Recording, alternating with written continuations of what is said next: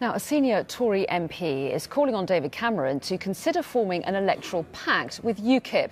Michael Fabricant, a party vice-chairman, told Sky News the alliance could be necessary to stop the Conservatives losing out in marginal seats at the next general election. We're living in a different sort of time of politics, and I'm not incidentally discussing a coalition with the UKIP. What I am suggesting is a simple electoral pact. I've not spoken, by the way, to UKIP. I'm simply basing it on a speech that Nigel Farage gave at his party conference in 2012. Well, let's get the view then of UKIP. Their leader, Nigel Farage, joins us now live from Westminster. A very good morning to you, Nigel Farage.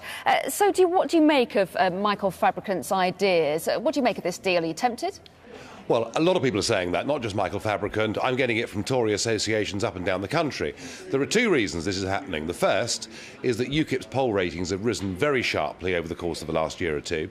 And the second is that the areas that we're campaigning on are much closer to the hearts of Tory activists and voters than the things that Mr Cameron talks about. So I think for both of those reasons, this is being suggested. However, there is a slight problem that Michael Fabricant seems to think that we can be bought off with me being offered a post in government and UKIP then pack their tent and go home. Well, that's not going to happen. We are a different political party with a full manifesto.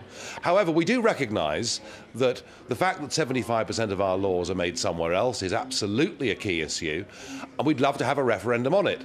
The difficulty is, if the Tories came to us with a deal, and if Mr Cameron said, well, look, I will give the country an in-out referendum, well, how on earth could we trust him, given that he gave a cast-iron guarantee on a referendum once before? And the second problem that's emerged over this weekend is that when this big row blew up on Saturday over those foster parents in Rotherham having the children taken from them, everybody, from Ed Miliband through to Michael Gove, said it's quite wrong for this to happen. UKIP is not a racist party. And yet Mr Cameron, the Prime Minister, basically repeated his unpleasant allegation against us that he made back in 2006. So the real obstacle to any deal with the Conservative Party is the Conservative Party leader.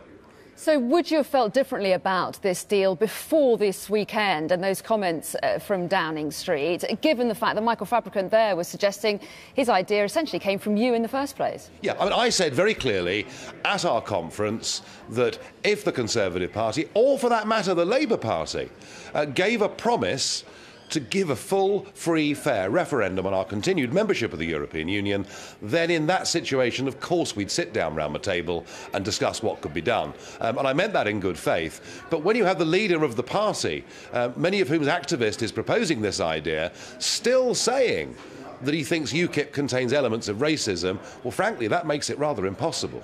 Well, the idea of a pact doesn't look very likely anyway as far as Downing Street is concerned. They're not making the warmest of noises about it. But what do you feel about the fact that it's been raised at all? I mean, it's useful for your party, isn't it?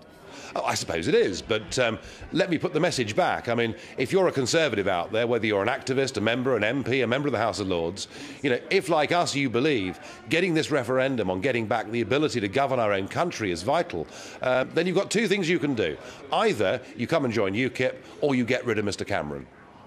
Well, I mean, I'm going to go back to the deal as well, but you talked about one of the reasons you didn't like the idea was you being bought off by potentially being given a job in government and the party being told to pack up and go. But being offered a job in government would be pretty useful, isn't it? Wouldn't that be your best chance of getting a job in government? There are two types of people in politics. There are those that do politics for rank, position and title, and there are those that get into politics out of conviction because they believe in the things. I had a successful career in the City of London, which I gave up midstream to do this. I want to free my country from the European Union, to get back our birthright, to get back our independence. That is my number one priority. And if the government do announce an in-out referendum, I mean, you've got what you wanted, but that would be the end of the party, would it? No, because we have a full agenda for how that Britain would be governed once we're freed from the EU. And, you know, everything right through from our absolute belief that grammar school education gave poor children from poor backgrounds big opportunities, to our view that what we're doing in the name of combating global warming is damaging manufacturing industry in this country. There's a full range of policies out there that UKIP stands on. And even if they do promise an in-out referendum after the next election, how on earth do we know that this man will keep his word, given that he's broken it already? Nigel Farage, we appreciate your time. Thank you. Thank you.